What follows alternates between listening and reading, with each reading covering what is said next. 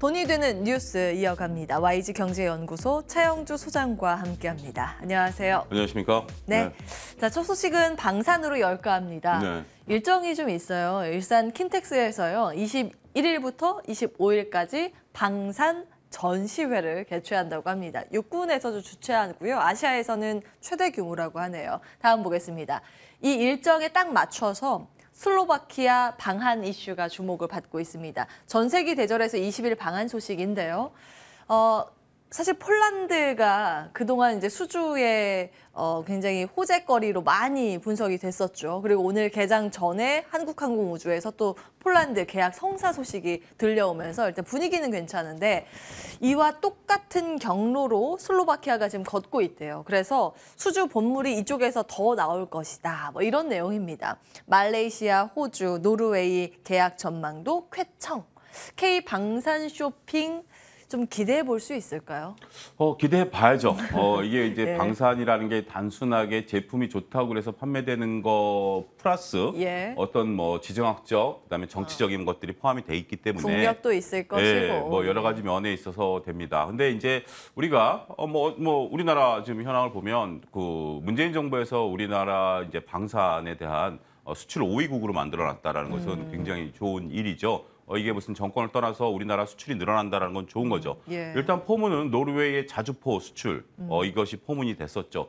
그때만 하더라도 우리가 이제 여러 선진국 무기와 경쟁을 많이 했어요. 그러니까 이제 노르웨이 같은 경우를 잠깐 보면 독일산 그 자주포하고 끝까지 경쟁을 했는데 예. 왜 이겼는지 아십니까? 가성비요? 노르웨이에서 독일 전차와 그때 독일 전차가 앞서고 있었어요. 아무래도 예. 우리도 인식이 독일산하고 코리아산이 딱 붙었는데 영하 40도에서 발사를 시켰어요. 아, 기억나네요. 예, 근데 독일산은 발사가 안 되고 우리는 발사가 됐어요. 야, 우리나라가 기온차가 워낙 위아래로. 우리나라 저 화천 지역 뭐 이런 쪽들이 영하 맞아요. 50도까지 떨어지니까 그걸 감안해서 만들었기 때문에 그것이 바로 K방산이다. K방산이다라는 이런 이야기가 거죠. 그때 많았어요. 이렇게 예. 추위에도 잘 버티고. 이번에 폴란드가 튀어나오기 전에 지금 여기 나오고 있는 뭐 말레이시아라든지 인도네시아 이런 쪽에서도 우리 비행기에 대한 어떤 입찰 아직까지 확인되지 이제 확정된 건 아닙니다. 입찰에서 누구랑 붙었냐면 예. 러시아랑 붙었었어요. 그렇군요. 그때 당시만 해도 러시아랑 붙으면서 러시아 전투기와 우리 전투기 하면 느낌이 어떻죠? 러시아 전투기가 좀 센 느낌이 좀 예, 들었죠. 예. 근데 전쟁이 나면서 두 가지 문제가 생겼습니다. 러시아가 이제 전범국가 되면서 무기 예. 수출이 안 됐고 러시아산 무기가 생각보다 조금 좀 떨어진다라는 인식이 되면서 우리 이제 K방산이 급부상하기 시작한 겁니다. 더군다나 지정학적 리스크가 발생하면서 이제 폴란드 쪽에서 네. 우리가 이제 이런 것들을 하면서 이게 정부 지원이 필요하다라는 게 우리가 이제 군수 시설을 갖고 있는 것들이 만들 수 있는 한계가 있는데 지금 이제 알려진 바로는 폴란드에 가기 위해서 우리나라 이제 국내용을 잠깐 조금 딜레이 시킨다라는 거가 이제 결정이 난 것 같아요. 예. 어쨌든 동일한 시간 내에 만들어내야 되니까 그렇게 된다라는 거죠. 근데 저는 이게 이제 무서운 시작이다라고 말씀드릴 수가 있겠습니다. 왜 무서운 시작이냐면 지금 동유럽 같은 경우 어떤 무기 체계냐면 러시아 무기 체계를 쓰고 있어요. 네. 그리고 서방 무기 체계와 러시아 무기 체계가 다르다라는 것은 서로 간에 상호 호환이 안 된다라는 거예요. 지금 우리가 미국하고 뭐 미군들하고 여러 가지 이제 그 군사적인 훈련들을 하잖아요. 네. 이게 어떤 효과가 나타나냐면 우리가 이제 예를 들어 단순한 소총도 우리가 쓰는 소총과 미군이 쓰는 소총이 달라요. 근데 만약에 제가 소총을 쏘다가 탄알이 떨어지면 미군 탄알을 갖다 넣으면 발사가 돼요. 이게 호환이 되는 거예요. 서방 무기라는 게 우리가 여러분들 뭐 나이 이제 뭐 저처럼 이제 그 M16 쓰던 세대들 그때 쓰던 탄알들이 네. 지금 신형 무기에도 고스란히 쓰입니다. 이게 예. 겉의 외형만 바뀌었지 탄알 자체는 바뀐 게 없어요. 그렇군요. 그래야 이게 지금 뭐 각 총마다 탄알 뭐 이렇게 하면 엄청난 비용이 들잖아요. 예. 일단 동일한 탄약 갖다가 써야 되는 거잖아요. M16이라고요? 그렇죠. 우리가 했던 그때 굉장히 그때가 그때 언젠가요? 월남전 때 쓰던 그 무기를 지금도 탄알 자체는 예. 쓰고 있다라는 거죠. 그렇군요. 그런 부분들을 감안하면 자, 이게 왜 제가 장황하게 설명을 했냐면 이쪽에 무기가 들어가는 것은 두 가지예요. 우리가 이제 무기를 수출하고 미국산이라든지 독일산이든지 서방산 탄알을 쓸 수가 있게 되는 겁니다. 네. 구경이 똑같아지기 때문에. 그러면 앞으로 우리가 이쪽 지역에서 수출이 늘어날까요? 줄어들까요? 늘어날 수밖에 없다라는 거죠. 그런 부분들이 더군다나 우리가 인식이 그렇잖아요. 처음에 쓰기가 어렵지. 야, 예. 쟤도 쓰네? 나도 써볼까? 이게 되는 겁니다. 그게 이제 저는 굉장히 좋다라고 말씀드릴 수가 있겠고 두 번째는 예. 지난번에도 말씀드렸다시피 이제 우리나라 방산 업종들의 영업이익률이 좀 낮아요. 우리가 예. 이제 나라지키겠다라고 하는 것에 대해서 기업들이 이익을 창출해내기는 좀 그렇잖아요. 그래서 네. 많아야 3% 적게는 한 1~2% 정도밖에 안 돼요. 근데 우리가 이제 과거에 노르웨이나 뭐 이런 데 수출하는 거 보면 영업이익률이 6%대까지 올라갑니다. 오, 거의 2배네요. 그렇죠. 왜냐하면 그쪽엔 비싸게 팔 수가 있으니까. 아. 우리가 우리나라에서 쓰는 무기를 우리가 만드는데 영업이익률 예. 높여가야 한다는 게 조금 더군다나 우리는 이제 조달청에서 예. 이런 것들을 가지고 들어오기 때문에 입찰 단가가 이제 촘촘하죠. 하지만 수출은 야 니네 안 써? 그러면 수출 안 해. 이게 된다라는 거죠. 그렇기 때문에 높은 영업이익률을 추구할 수 있다라는 면에 있어서 우리 이제 K 방산에 대한 것들이 이제 굉장히 중요할 것 같아요. 예. 근데 단지 이제 우리가 이제 생각하는 것만큼 뭐 이렇게 많은 무기를 팔아서 많은 어떤 뭐 새로운 어떤 매출과 영업이익이 창출되기보다는 이제 뭐 지금도 한 40대, 50대 이런 정도로 이게 단락적으로 네. 나가잖아요. 하지만 이런 것들이 전반적으로 우리가 K 방산에 대한 어떤 위상이 올라갔다라고 보는 거고 이와 관련해서 지금 저는 한화그룹의 움직임들 보면 지금 이제 그 3대 승계가 들어가면서 예. 한화그룹이 방산 쪽의 회사를 지금 통합하려고 하고 있잖아요. 예. 그런 부분에 대한 것들, 그 다음에 이제 우리가 그 조선 쪽도 군함 만드는 것도 지금 이제 대우조선해양에서 잘라내서 이것도 하나가 가져가려고 지금 노력을 하고 있는 부분들도 예. 보이고 있는데 산업은행의 대주주니까 아직까지는 이런 부분들을 우리가 좀 읽어낸다라면 단순하게 무기 수출을 해서 얻는 트리거 플러스 예. 우리나라 내에서 규모의 경제를 달성하기 위한 업계의 재편 여기까지 나가게 된다라면 방산에 대한 어떤 아이디어 이게 뭐 수주 소식이 들리면 그때 단락적이잖아요. 이렇게 예. 연속성은 없잖아요. 근데 그런 것까지 감안하시면 좋은 투자 아이디어를 얻으실 수 있지 않을까 싶습니다. 그러니까 경영권 승계 구도 안에서의 재편 움직임에도 주목을 네. 한다면 이제 한화그룹을 말씀을 해주시는 건데 한화 에어로스페이스, 한화 시스템 정도가 됩니다. 어떤 기업? 일단 지금 투자적으로. 대장주는 한화 에어로스페이스가 나설 것으로 보여지고 한화 자체도 지주회사 한화요. 한화도 이제 지금 현재 나서려고 보고 지금 일단 매물로 나오고 있는 게 예. 한국항공우주도 매물화될 가능성이 있고요.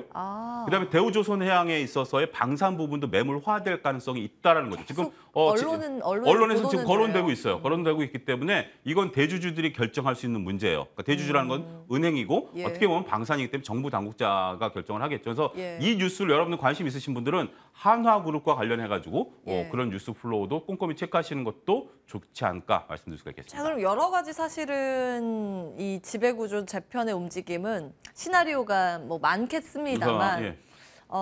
지금 상황에서 이제 바뀔 수는 있지만 지금 상황에서 가장 좀 투자하기에 괜찮은 종목을 고른다면 어떤 종목을? 지금 일단은 지금 이제 방산과 관련해 가지고 예. 우리가 이제 이 뉴스는 좀 이제 어떻게 보면 신선도는 좀 떨어진다라고 봐요. 예.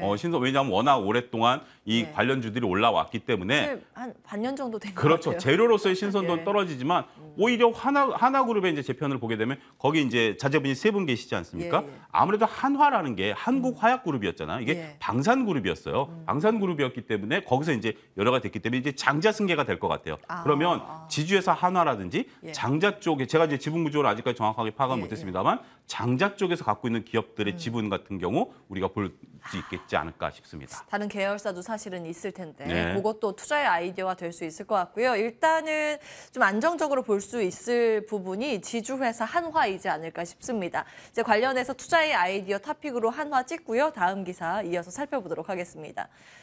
자, 종이 이야기를 할까 합니다. 태조 이방원 말고 태종 이방원. 진정한 이제 태종 이방원에 종이가 들어갈 것이다. 네. 이런 이야기가 있는 것이요. 네. 펄프 가격이 8개월 연속 상승을 하고 있습니다. 네. 신고가를 계속 갈아치우고 있는 그런 상황이고요. 지금 이건 미국 남부산 혼합 화렵수 펄프 가격이라고 하는데 이름이 참 어렵네요. 예, 이렇게 반등세를 그려가고 있고요. 사실 국제 펄프 가격 자체는 더 많이 오르고 있습니다. 다음 보시죠. 여기 나와 있네요. 8개월째 상승이 지속되고 제품가 인상, 수익 개선 기대고 한솔제는 52주 신고가를 경신하고 있는 상황이고 국내에서 올해 들어서만 한 3차례 종이 가격 인상이 있었습니다. 일단은 뭐 원재료 가격이 올라가고 있는 시점이기 때문에 떨어질 때 수익이 되겠죠. 이제 관련 기업들은 어떤 관점으로 보시는지요? 이게 가장 중요합니다. 왜 올랐을까요? 8개월째. 물류 8개월이면 문제가 지금 이제 있고. 우리가 9월이잖아요. 전쟁 나기 이전부터 올랐어요. 예. 왜 올랐을까요? 그때 한번 여기서 다뤘었는데. 모르겠어요. 아, 중요한 건 뭐냐면 이게 어떤 수요와 공급이 아니라 예. 펄프를 공급하고 있는 북유럽의 공장에 화재가 발생했어요. 어. 그때 당시 이제 화재가 발생하면서 이제 전쟁 나기 이전이에요. 화재가 예. 발생하면서 전 세계에 펄프 대란이 일어날 것이다라고 하면서 전 세계에서 휴지 대란이 일어났어요. 미국 같은 경우 휴지 공장이 없거든요. 예. 그러다 보니까 이게 이제 가격이 그때 올라간다라면서 마트에서 휴지 없어지고 네, 그랬을 맞습니다. 이제 때인가요? 그게 이제 전쟁 이전 상황이에요. 그러니까 그렇군요. 지금 아직까지 그게 공급이 안 되다 보니까 예. 이게 지금 이렇게 가격이 고공행진하고 있어요. 그러면 이 팩트는 이게 지속성 있는 팩트일까요? 아니면 단락적인 걸까요? 지금 지속- 말씀하신 거면은 지속하기는 어려운 거예요. 그렇죠. 그러니까 우리가 지금 여러분들 펄프 가격이 올랐다라는 현상을 놓고 예. 이걸 이해하셔서는 안 돼요. 왜 펄프 가격이 올랐느냐? 북유럽 최대 펄프, 그러니까 이제 그 아까 화력수 뭐 이랬잖아요. 이걸 예. 가지고 펄프, 그러니까 원재료를 만들어서 전 세계 공급하는 공장이 일단 문제가 생겼고 예. 이게 아직까지 해결이 안 된 거예요. 이게 해결이 되면 이거는 떨어질 가능성이 있다라고 보는 겁니다. 저도 이제 펄프 가격을 네. 지금 수개월째 계속 체크를 하고 있는데 최근래에 사실 펄프 가격에 영향을 미친 건 네. 라인강 수위 그것도 낮아서 있죠. 이제 네. 물류 때문에 그때 왜냐면 그 전까지는 이제 말씀해주신 화재 소식 네. 이후에는 펄프 가격이 내려왔다가 이제 물류 차질이 빚어지면서 이제 라인강뿐만이 아니라 전체적으로 그 지역의 강이나 이게 물줄기 자체가 이제 쪼그라들고 가뭄 문제로 인해서 이 물류가 안 되다 보니까 그때 다시 한번 그 이후로 계속 올라가고 있는 거거든요.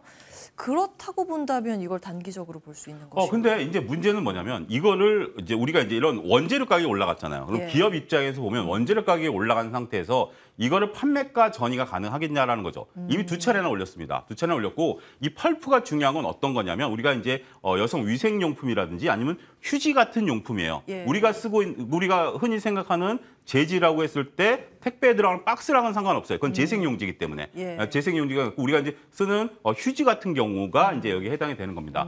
과연 이게 이제 두 차례 올린 이후에 예. 계속해서 가격을 끌어올릴 수 있느냐가 이제 관건이 될 것 같아요. 추가 예, 가격. 아직까지 이제 이 기사가 나오고 이 기사를 만들어낸 리포트도 저도 읽어보니까 거기에 대해서는 어느 누구도 화가 날 수가 없어요. 그렇죠. 지금 이제 물가가 워낙 어마어마하게 올랐고 더군다나 이 원가가 올라갔다라는 것에 대해서 예. 두 가지죠. 우리나라는 또 수입해야 되니까 환율 때문에 원가 부담은 더 커지는 거죠. 그래서 이게 한솔제지한테 무조건 좋은 건 아니에요.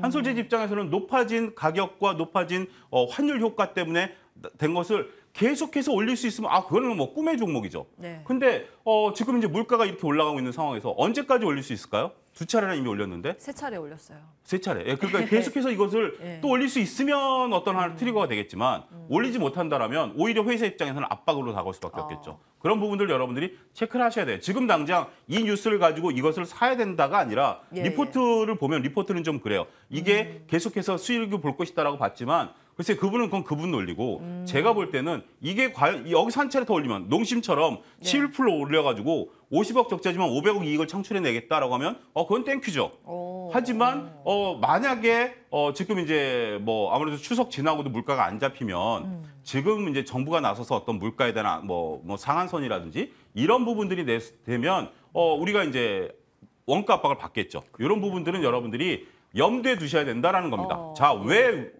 그 한솔제지가 그동안 어떤 상황으로 연출이 됐느냐. 펄프라든지 물류라든지 환율 효과에 따라서 그동안 판매가에 전이를 시켰는데 이게 계속 뭐 할 수는 없는 거기 때문에 그런 부분들을 여러분들이 잘 보셔야 되지 않을까 싶습니다. 만약에 내가 투자를 한다면 종이 테마를 길게 가지고 가긴 어려울 것이다. 이렇게 정리해도 저는 될까요? 개인적으로 뭐 그렇게 썩 매력 있다라고 보여지기는 어렵습니다. 주가가 올랐기 때문에 보이는 거지 그렇다고 해서 지금 시점에서 내가 이거를 네. 다시 투자 관점에서 본다라는 것은 글쎄요, 저는 한 3모 정도 드리도록 하겠습니다. 뒤늦은 분석이라고 네, 말씀을 그렇습니다. 주셨네요. 예. 사실 이제 오르기 전에 사실 이런 레포트가 더 빨리 나왔으면 좋았을 텐데 예, 지금 신고가를 경신하고 있는 마당에 지금 새로운 모멘텀을 찾기에는 다소 늦은 감이 있다. 뭐 이런 내용 주셨습니다. 기억해 보도록 하겠습니다. 와이즈 경제연구소 차영주 소장과 함께했습니다. 고맙습니다. 감사합니다.